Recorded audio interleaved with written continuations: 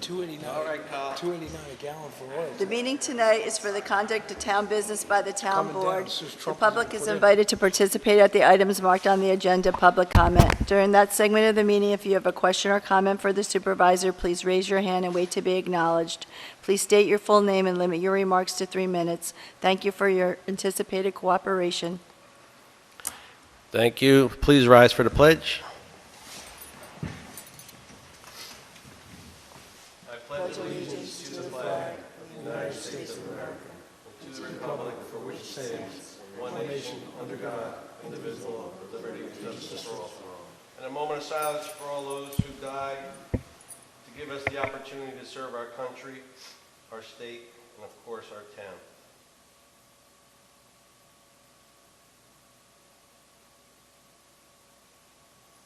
Thank you.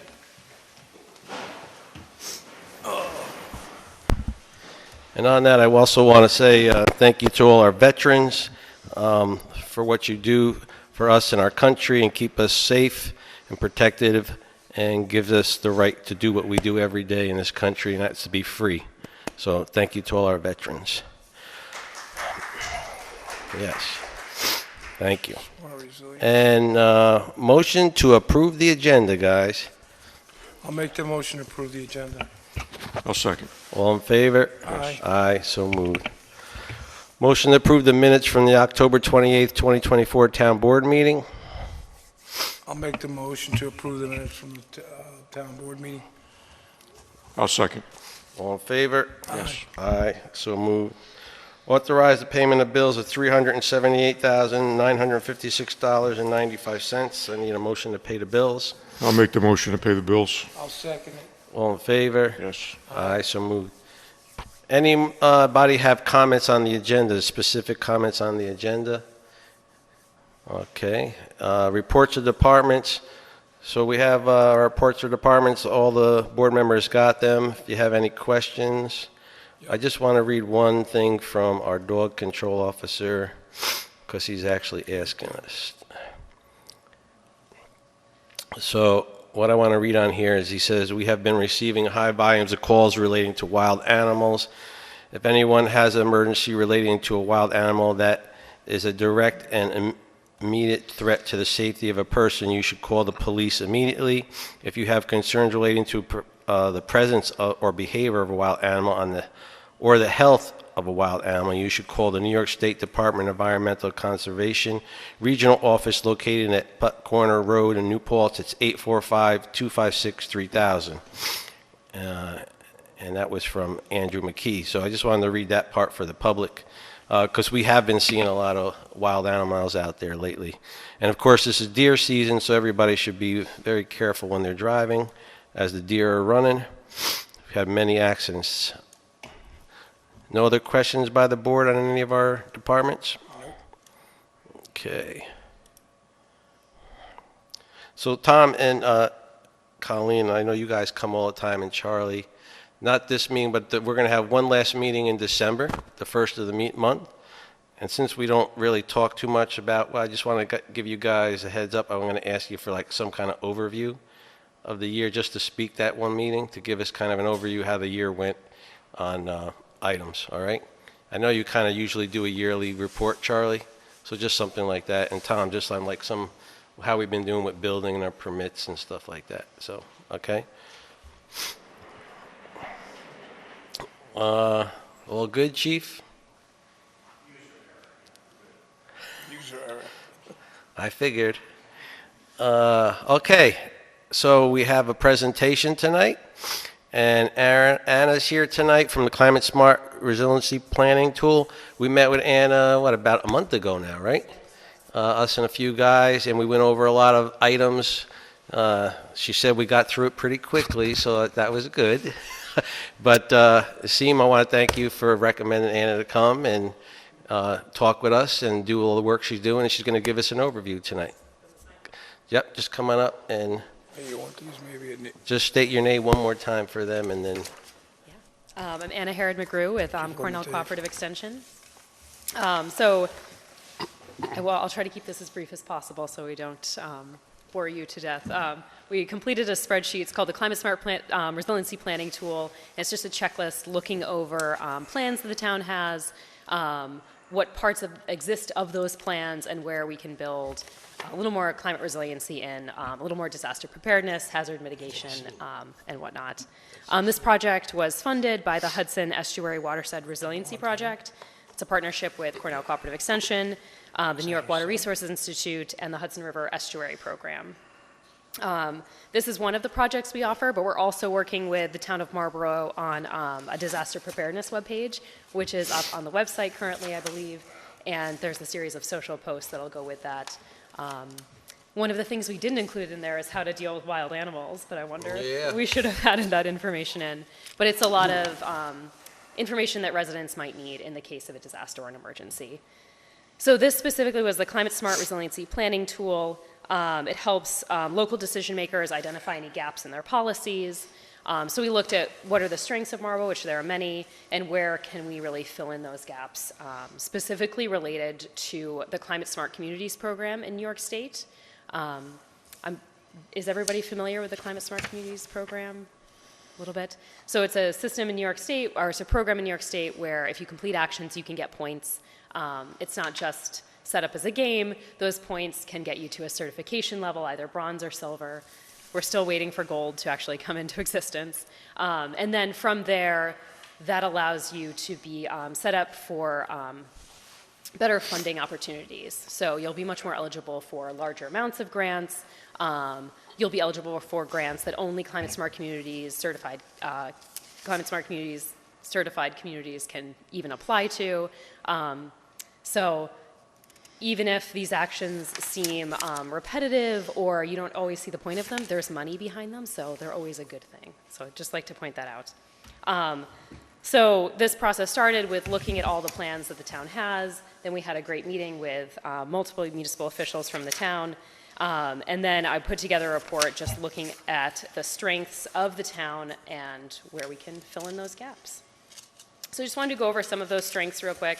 That the town has adopted the Climate Smart Communities Pledge with the intention of becoming bronze certified down the road. The town is also an active participant in the current update to the County Hazard Mitigation Plan, which is very robust this year. I believe the intention is to finish in early 2025. It's very close to being completed. The town also has an active website capable of sharing documents, links, plans with the public. And again, that's where that disaster preparedness page is going, alerting to residents of any information they might need. The town also has an updated comprehensive plan that was done within the last 10 years, which I do have to tell you that most towns do not have that. Sometimes it's 20 years or more, so doing really well. And within that update was a local watershed revitalization program, which would also qualify the town for points as a vulnerability assessment on the smaller end, since it covers the waterfront area. So there are some areas of opportunity with this in Climate Smart Communities. This specific project makes the town eligible for 6 points under Pledge Element 7 for evaluating policies for climate resilience. That vulnerability assessment would get 4 points. That's the local watershed revitalization plan. And then we're currently working on Pledge Element 9, the climate change education engagement, which is up to 8 points, as well as social media, which would be an additional 3 points. To get bronze certified, you would need a baseline of 120 points, which the town is well on their way to. So it's looking really good. So just going through some of those recommendations, that plan is split into 6 parts. So the first part is a community plan checklist. We just look at, does a comprehensive plan exist? Does a hazard mitigation plan exist? And then there are some others in there that aren't necessarily relevant to the town. They're not quite on the same level as like economic development, things like that. The second section is risk and vulnerability assessments. Then we have public outreach and engagement, planning, integration, disaster preparedness and recovery, and finally hazard mitigation implementation. So after looking at the plans, moving into those various sections, areas of opportunity in vulnerability and risk assessment. That local watershed revitalization plan is fantastic. Not a lot of towns have that to start. It's a great starting off point as a vulnerability assessment, and it's a great tool to expand on and look at other areas in the community and look at what are the vulnerabilities to climate change within the whole community. looking at a larger geographic area, or just looking at what other hazards exist within the community. I know flooding is not a significant factor in this town, given the geography, Well, I don't know about that. but It goes in the river. We have some flooding in this town. comes and goes. But as we're seeing right now, heat has become a major issue, as well as we're now seeing drought and fire, most recently in neighboring communities. So building out that assessment, noticing where the most vulnerable parts of the town are, and then looking at what are the potential ways to mitigate or adapt to those changes. That was probably the biggest thing in that second section. And then in the next section, public outreach and engagement, the town is actively engaging in building that disaster preparedness website and reaching out to residents, which is fantastic. Building upon that, with the Climate Smart Task Force being formed and the CAC, creating a web page where residents can really see what the town is acting on, what they're doing, and also what funding is coming in, what future projects they're working on, having a dedicated page for that group, just showing that they're active, that they're working on things that are really bettering the town and help to build that resiliency would be another recommendation there. And then in terms of integration of municipal plans and integrating all those plans, there's a couple things there. The town does have wetland protections, but they're all based on New York State protections. And it could assist the town specifically in flooding events to look at protecting wetlands on a smaller scale. Right now, New York State standards are at, I think it's like 12.5 acres or more. You need a 100-foot buffer around. But looking at identifying smaller wetlands that exist within the town, looking at protecting those, could help to mitigate potential damages from flooding in areas with significant or smaller wetlands. And then looking ahead, which I know this is a daunting process to update the comprehensive plan, so once it's done, you don't always want to look to the next update, you want a little peace of mind. But just looking ahead to that next update, thinking about adding in sustainability elements, so incorporating resiliency into the plan's mission, the vision, the goals, incorporating components of other relevant plans, such as looking at the potential for a natural resources inventory, linking recommendations to reduce hazard vulnerability through land use planning, emphasizing pre-disaster mitigation measures, such as acquiring land prone to damages from climate disasters, and just cross-referencing that with the county's multi-jurisdictional hazard mitigation plan. And then in that fifth section, disaster preparedness and recovery. Although the county is part of the Storm Ready community program, the town would also have an opportunity to participate, and it just helps communities proactively prepare for extreme weather, for natural disasters. Another project that we've just started working with communities on and has become more relevant are heat emergency plans. And I think historically, most smaller communities haven't needed such a plan, but as we experience more heat events, more drought, it's been really beneficial to have plans in place of what to tell residents during extreme heat, specifically in case of power outages, or just where people can go if they don't have access to air conditioning and we have those extreme temperatures. And I know the town is already working on pieces of what could be incorporated into a plan like that, like identifying a robust cooling center that could potentially be county designated as well. Yep. And that's also a plan that has a lot of potential to, we've just started working with communities on this plan, but it's one that can be really beneficial if it worked on in conjunction with neighboring communities and municipalities and really create a partnership there of what happens in case of these extreme heat events, especially pertaining to power outages during those events. And then we're moving right along. Sorry if I'm talking too fast. And on the final section, the hazard mitigation plan implementation, the Ulster County Hazard Mitigation is experiencing a great update. They're working really hard on that in the county, and I know all the communities are participating and providing excellent information. So just maintaining that update, continuing to pursue climate certification, and then just continue to engage in wetland restoration and protection are really the only ones there. And looking at county, state, and federal grant programs when available to implement mitigation and resiliency projects. And then on the back of the report, there are some potential funding sources listed for a lot of the projects that are listed here or other climate smart communities actions that exist. There is a ton of funding out there for this. Especially there's funding just for the town, or if you're looking to partner with another community on any of these projects, there's also a lot of funding for partnerships of that nature. So that's kind of the quick overview of our report here. Does anybody have questions? I know your report is in-depth, though. I know this is just a little small. Yes, that's just kind I of know the big pieces that we picked out of looking at that spreadsheet. Yeah. And the spreadsheet is quite large. Some of Yeah. it was not relevant to the town. A lot of it was all just kind of yes or no questions. But. If you don't have Mickey's information, Asim's information, I mean, I want to send it to the CAC, but if not, I can relay it to them. And they've got a copy of this But as as well, long as yeah. they have it, Yeah. these are things that we've been talking about, we'll talk about Friday probably, right? So, yeah, there's a lot of good points in here, a lot of good things that I think we can do, a lot of things we have done, which is good. Yeah, and a lot of this, it's really great to see that you've done so much and that a lot of it is just expanding and maintaining those efforts that you've already put in. And I know, Gail's been working, try to get the community center with the Red Cross as a site to be used for emergency evacuation. We've been working with the county, with Everett and the emergency management team, from a county perspective, to use that as one of our sites for a county-wide emergency evacuation, cooling center, or anything like that. So it's good that we have that community center, because it's going to be used for a lot of emergency situations like that. Hopefully we don't ever have to.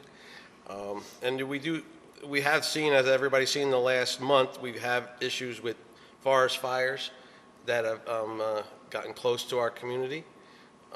So that's something we do have to look at. And we do have flooding, not to the flooding to the point where,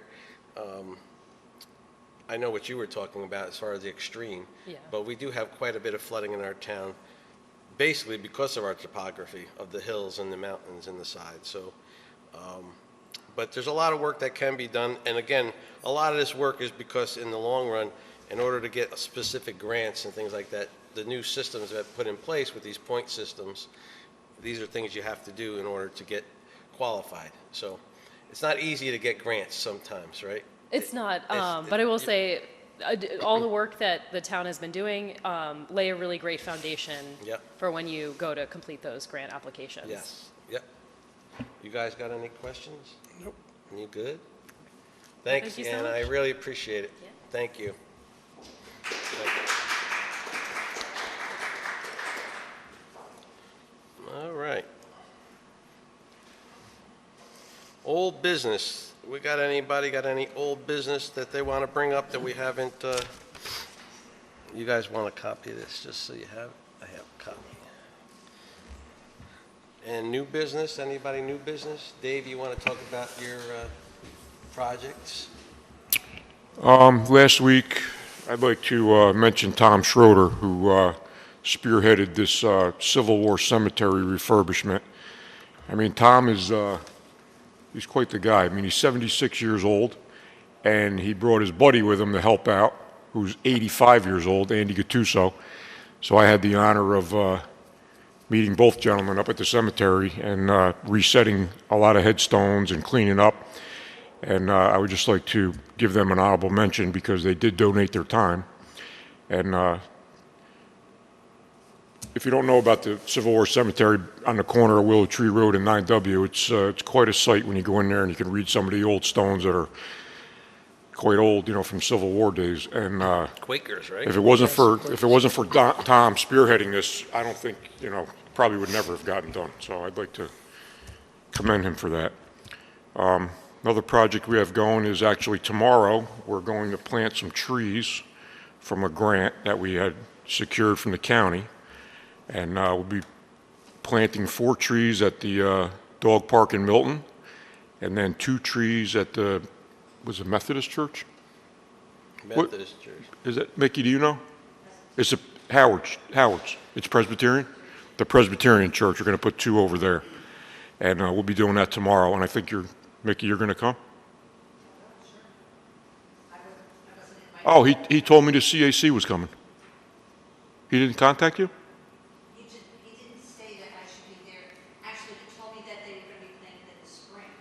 Oh, no, doing it tomorrow. Tomorrow, actually, I have equipment at the dog park right now, so we can start tomorrow. Well, we're going to do everything tomorrow. We're going to do four at the dog park and 2 at the Presbyterian Church on West Street. I'm going to try and be there by 10 o'clock. I got to get my guys rolling, and I got to go get some topsoil and stuff like that, and then we'll be at the dog park first, approximately 10. Yeah, I'm sure he's going to take pictures, so I mean, you don't have to be there, but he mentioned to me that he was going to contact you. So, and, yeah, that's it. Thank you. Well,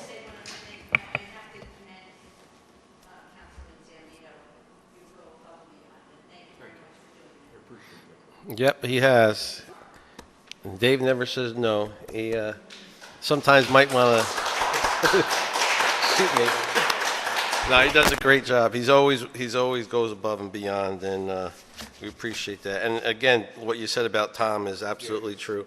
And Tom went to the next step. He also went to Mike Rydell from the school district, and he's going to be getting the some of the kids involved in some possible restoration of the cleaning the stones up, maybe getting some history lessons out of it, and writing some reports on it, and then maybe even go up to the Presbyterian Church, the one on Cemetery On 9W. 9W, Yeah. because 10 years ago at least you did that project.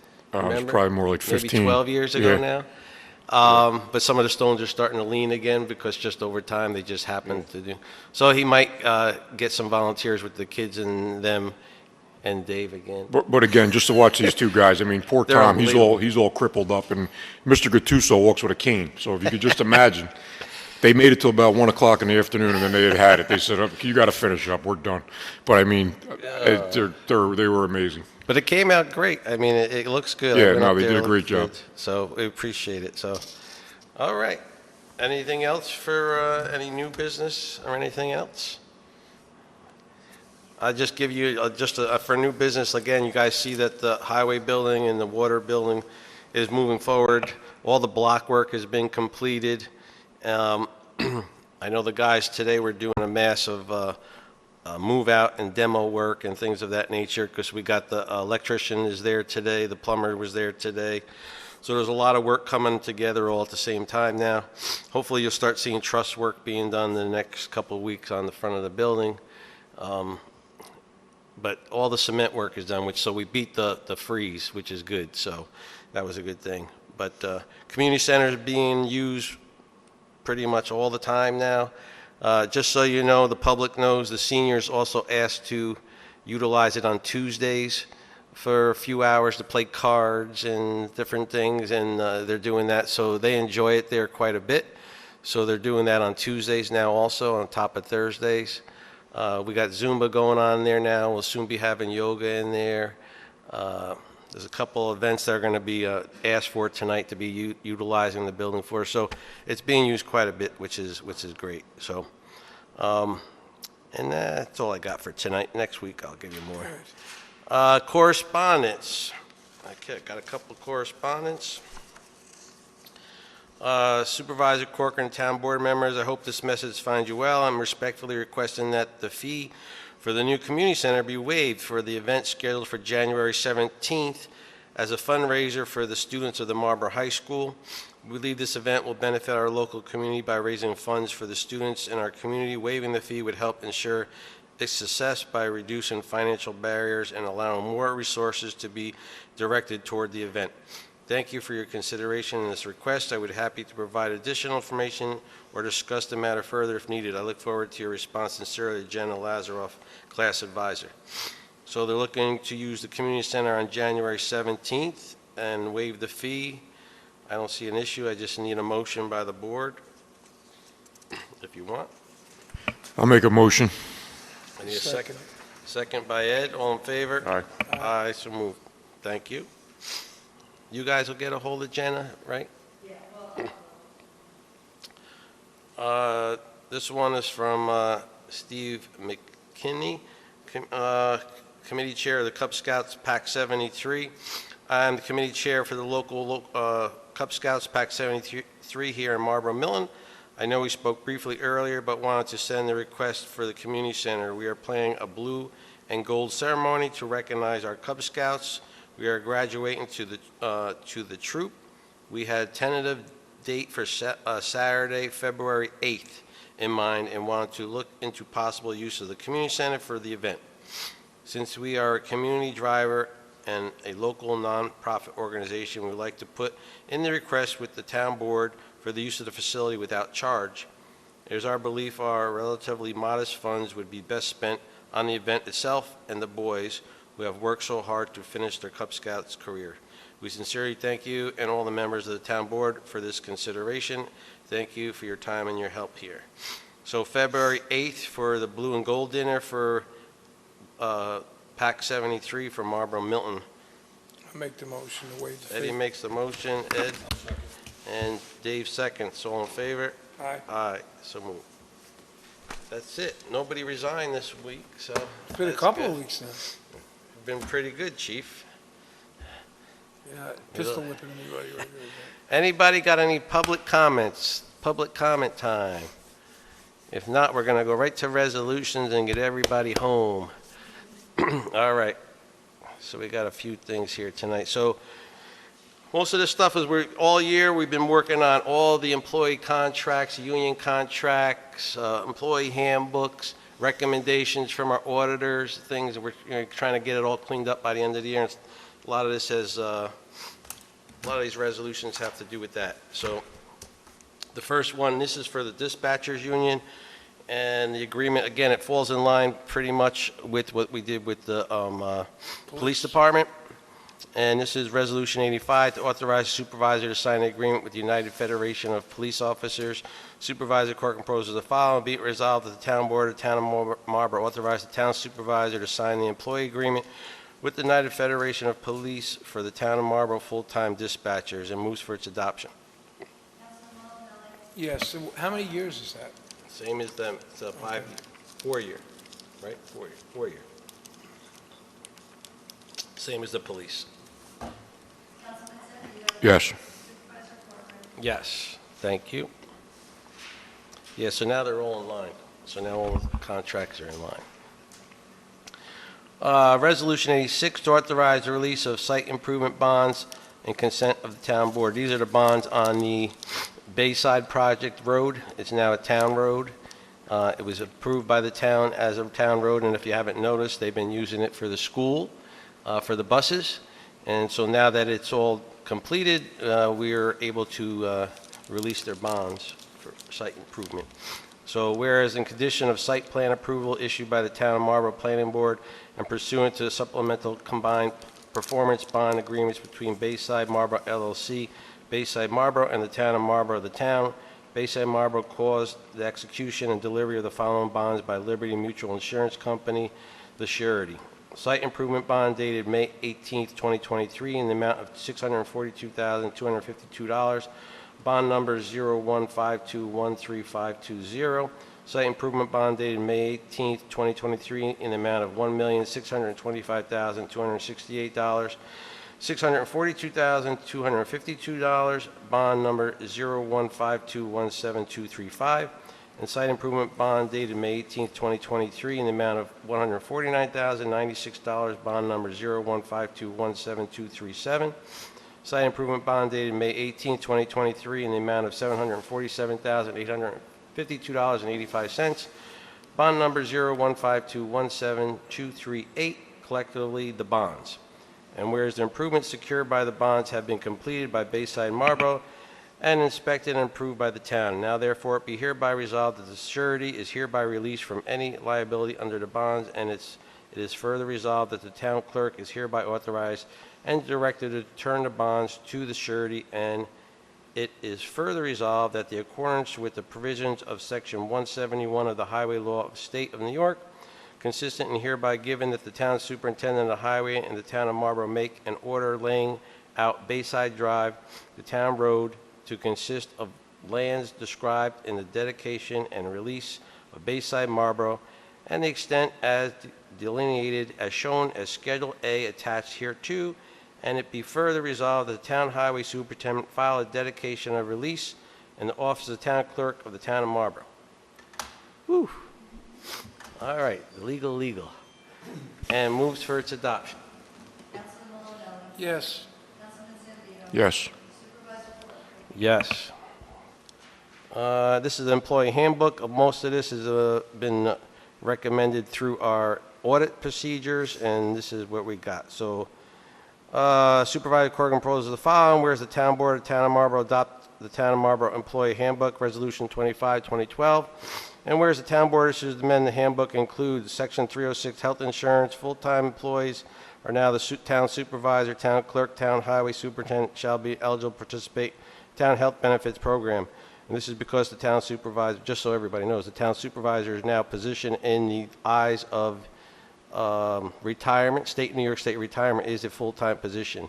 So when the accountant comes through and they say this is what, this is why these are going through. So part-time employees, the town board, council members, and any town justice elected appointed after adoption of this handbook may participate in town health benefit program based on employee paying 100% of the health benefit premium. Then they told us we needed to take out this section here because we couldn't say town board will determine the amount every year. It had to be, we had to actually tell it what it was going to be. So the town will provide medical insurance to all eligible employees upon hire. Employees hired prior to January 1st, 2007 received the medical and dental insurance 100%. Employees hired after January 1st, 2007 are required to pay 10% of health insurance and 5% of dental insurance premium attributed to the employee's benefit.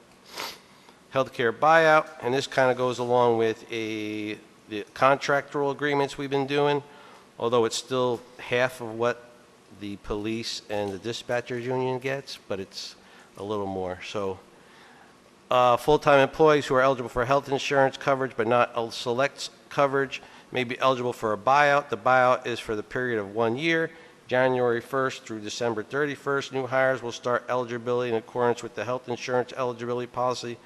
The effective date of participation of the buyout is the same as the effective date of health insurance as if employees had chosen health insurance. The rate will be $61.54 per week or $800 per quarter, which that's how it's actually paid out by quarter.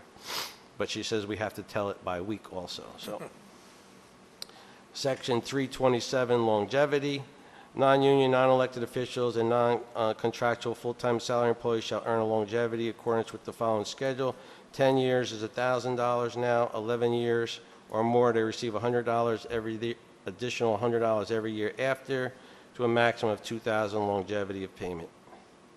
I don't get that. You don't get that, Eddie. We don't get that as board members. 419, cell phone reimbursement policy. Each town board, council member, town supervisor, secretary supervisor, and a budget officer shall be reimbursed. It's going to go to $40 a month for cell phone use. The one-time payment is $480 per year and will be paid in the last payroll of the year. And that's updated because of inflation and everything else that's going up, so that's the cost. We've had that in there for a while now, and moves for its adoption. Yes. Yes. Yes. And Resolution 88 to transfer funds. Again, this end of the year, we're transferring funds, so we borrow from the general fund as we're going through the year, and then we have to reimburse the general fund out of the reserve funds. And that's what we're doing here. Supervisor Corcoran proposed the following: whereas the town board needs to approve the transfer of funds, be resolved the following be transferred. Transfer $52,208.61 from the park reserve account to the general fund to cover expenditures in line item A 7110.400 for park improvements, and transfer $52,414.65 from the building reserve account to the general fund account to cover expenditures in budget line A 1620.400 for building improvements, and moves for its adoption. Yes. Yes. Yes. And that's all she wrote. Eddie, it's you. It's 7:35, and I move for adjournment. I need a second. I'll second. All in favor? Aye. Thank you, everybody. Have a good night.